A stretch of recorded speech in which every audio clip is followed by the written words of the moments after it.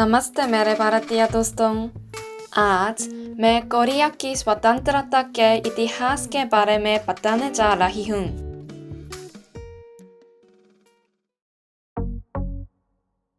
पहली चीज जो मैं बताऊंगी वो है इंडिपेंडेंस गेट। इसे आप आत्मनिर्भर भारत का स्मारक भी कह सकते हैं। इंडिपेंडेंस गेट का स्वरूप क्या आपको नहीं लगता कहीं देखा हुआ है? बिल्कुल सही, यह फ्रांस में आर्क डी ट्रायम्फ जैसा दिखता है। ऐसा कहा जाता है कि शजेफिर ने पेरिस, फ्रांस में आर्क डी ट्रायम्फ को संदर्भित किया। इंडिपेंडेंस गेट ग्रेनाइट से बना हुआ है। मेहराबदार दरवाजे के अंदर पत्थर की सीढ़ियां हैं। ओयात का फूल की नक्काश की गई है। ओयात का फूल कोरियाई साम्राज्य के प्रतीक हैं। और आप उस पर कोरियाई लिपि हंगर में लिखे हुए इंडिपेंडेंस गेट और कोरिया का ध्वज ठेकुकी भी देख पाएंगे। अगली चीज जिसके बारे में मैं बताऊंगी वह है शजेफिर की मूर्ति। ये वह व्यक्ति हैं जिन्होंने इंडिपेंडेंस गेट का निर्माण करवाया था, जिसे हमने अभी कुछ समय पहले देखा था। ये लोगों से चंदा इकट्ठा करके बनाया गया था। उन्होंने इंडिपेंडेंस एसोसिएशन का साथ दिया, जहां अन्य स्वतंत्रता कार्यकर्ताओं ने काम किया, और उन्होंने इंडिपेंडेंस एसोसिएशन के दफ्तर के लिए मोहागन, जो अब इंडिपेंडेंस हॉल है, उसकी मरम्मत की। थोड़ी ही देर में इंडिपेंडेंस हॉल पर पहुंचकर उसके बारे में विस्तार से बताऊंगी। उन्होंने लोगों की स्वतंत्रता और मानवाधिकारों को बढ़ावा देने के लिए बहुत योगदान किया। क्या आप जानते हैं उनके हाथ में जो चीज है वो क्या है? यह एक स्वतंत्र समाचार पत्र है। शजेफिर लोगों के ज्ञानोदय में बहुत रुचि रखते थे। लोगों के ज्ञानावर्धन के लिए समाचार पत्र कोरियाई और अंग्रेजी संस्करणों में प्रकाशित हुए थे, न कि चीनी अक्षरों में। उन्होंने न केवल थोड़वाद को समाप्त किया, बल्कि उन्होंने स्वतंत्रता की भावना को प्रेरित करने का भी प्रयास किया। इसके बाद मैं आपको इंडिपेंडेंस हॉल दिखाऊंगी, जिसके बारे में अभी कुछ देर पहले बात की थी। क्या आपको याद है कि शजेफिर ने मोहागन की मरम्मत की और इसे इंडिपेंडेंस हॉल बनाया?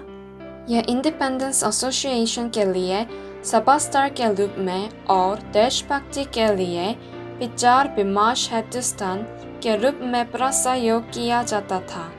इस तरह स्वतंत्रता का विचार इंडिपेंडेंस गेट के साथ व्यक्त किया गया था, लेकिन इसे जापानियों द्वारा ध्वस्त कर दिया गया था।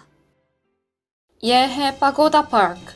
इसे पगोडा कहा जाता था क्योंकि यह वंगक्सा मंदिर स्तर का 10 मंजिला पत्थरों का स्तूप है। 1 मार्च 1919 को 1 मार्च स्वतंत्रता आंदोलन जब शुरू हुआ, तब 33 राष्ट्रीय प्रतिनिधियों के नाम पर स्वतंत्रता की घोषणा पाई गई।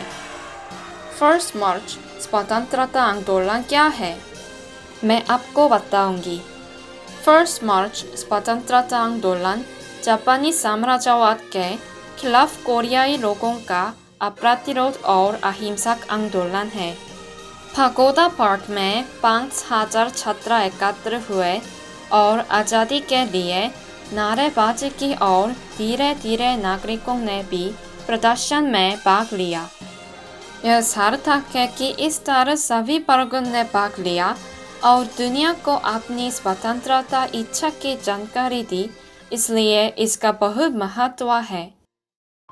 अगले दो स्थान 1 मार्च स्वतंत्रता आंदोलन से संबंधित टावर हैं।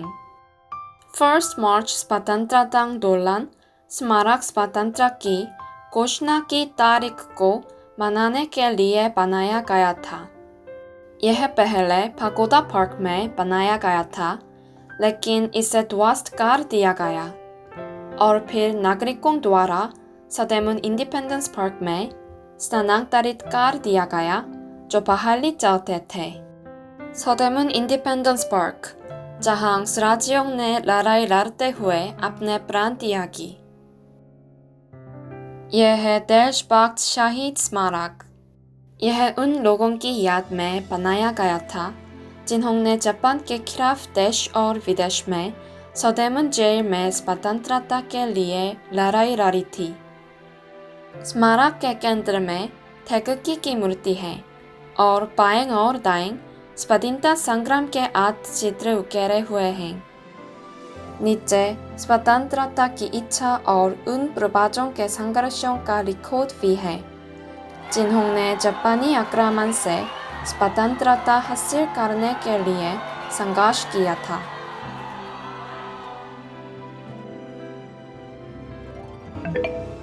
आप कैसे लगते हैं? क्या आपको मजा आया? हमने सांस्कृतिक संपत्तियों के माध्यम से कोरिया की स्वतंत्रता के इतिहास को देखा। हमें उम्मीद है कि आपके पास एक मूल्यवान समय था